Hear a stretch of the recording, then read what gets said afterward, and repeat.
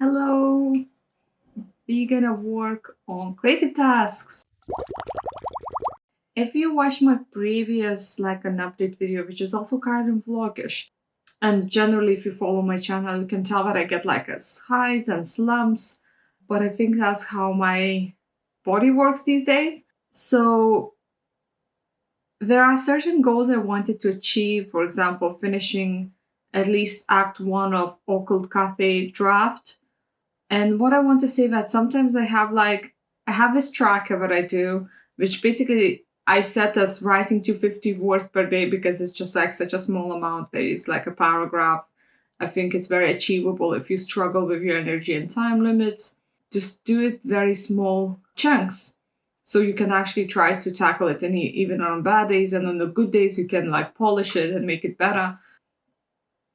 My personal thing is that I do have a lot of gaps when I'm not able to perform very well with creative processes, and then have big breakthroughs that pushes me through. Like I could potentially like write like 20,000 a day or something. Then I have really good day and just push through forward with it. So I feel like I really was super productive in October. Like I think it's one of the best months so far. However, for that case, I didn't do enough writing. So that's why I wanted to start with writing right now. If you're here, give some love.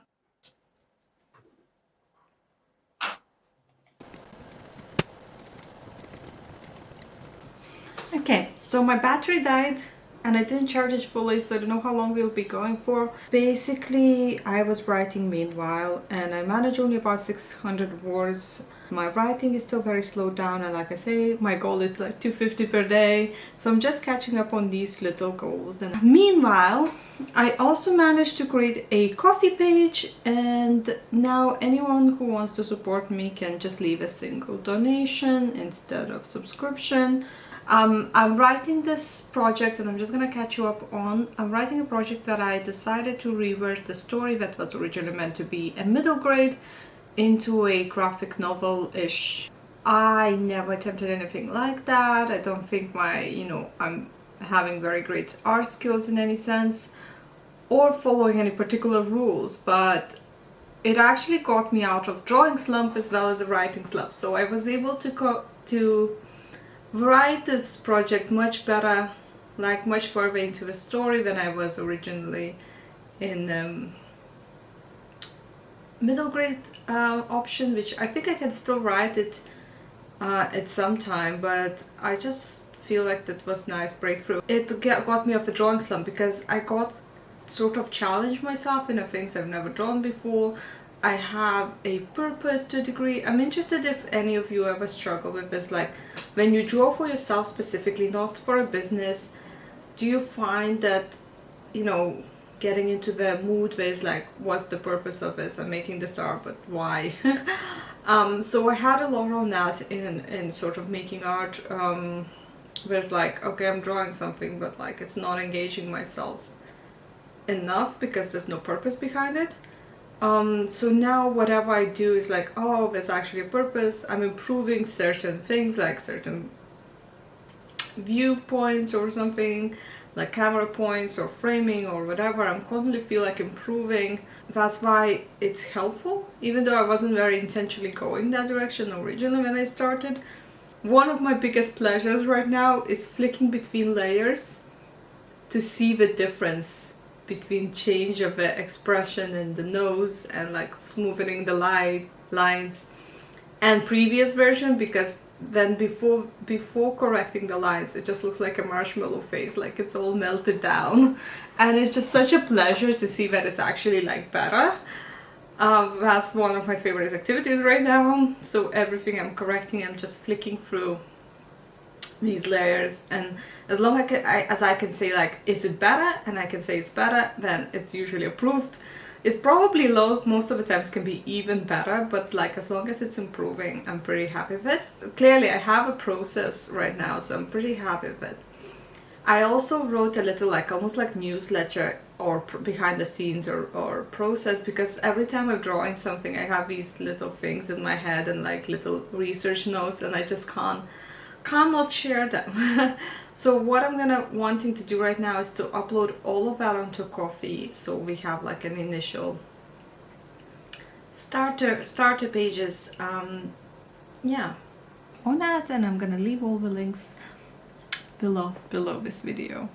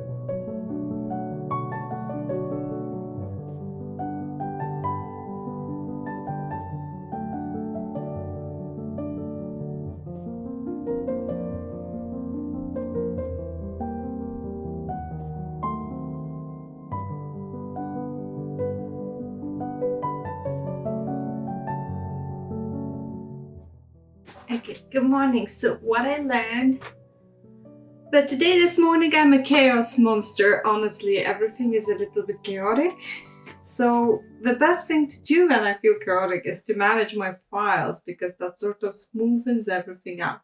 Yesterday, I managed to do about 1,000 words of writing, over 1,000 words of writing. I did really well, and I'm just finishing the extra chapter, and it means that I'll be finished with Act 1. So first of all, the board that I made originally, that was very vague, and then I made a document. So this is just like a board, pre-planning board, and then the document was more accurate. But basically this row, which is only 5 of these tabs, that are Act 1.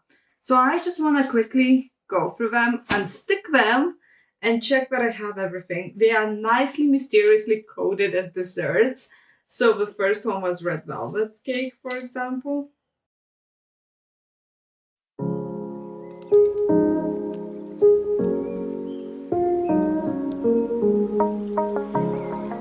So there are 3 stickers I haven't done, and majority of this is the rules of a story. First of all, it's gonna be very cramped if it's all in the beginning, you know what I mean?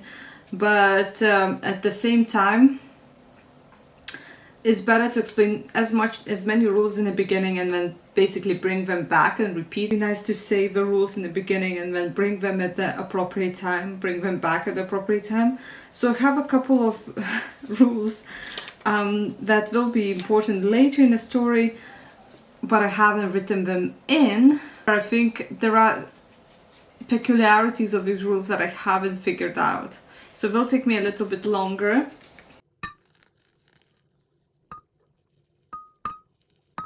Most of my graphic novels second part, let's say, I released one part and we all based on rooms. So I released the first 2 rooms, 2 areas, and then I finished editing set 2 Next one, 2 second areas, let's say. So I just need to transfer the files. So basically I usually do it on my iPad, then transfer it into my computer.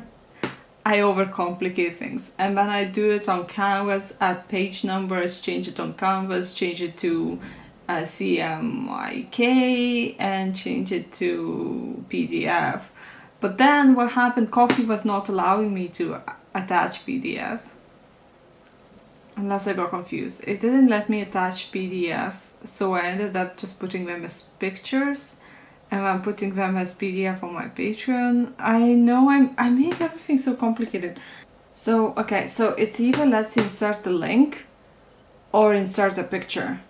And it didn't let me insert a file.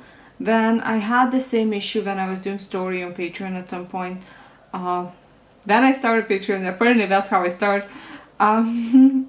I wasn't able to go past certain amount of file either.